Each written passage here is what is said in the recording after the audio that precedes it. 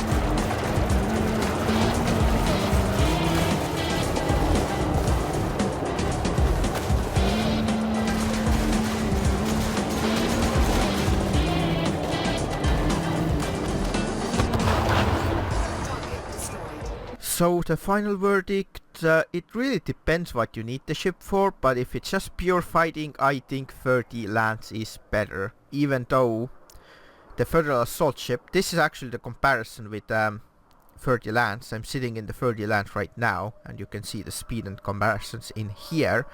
But I think Fer-De-Lance is a little bit better because it has a lot better shields and a lot better firepower, even though you can modify this one to have powerful shields too. But Federal Assault Ship, I don't know, the firepower, it's not as good as the Fer-De-Lance. But then again, it's more maneuverable than Fer-De-Lance, so I don't know. My personal preference, Fer-De-Lance. But it's not gonna go far from your home system, so you have to sit pretty close to it. But this one, it can do some chops, so I don't know, make your own decision. And also keep in mind that you need the permission to buy this ship, which is gonna take you at least a week to grind the rank for it. So it has a lot better armor, that's for sure, because Fer-De-Lance just can't take more armor than that. But well, I hope you enjoyed this little comparison fighting, and I will see ya next time.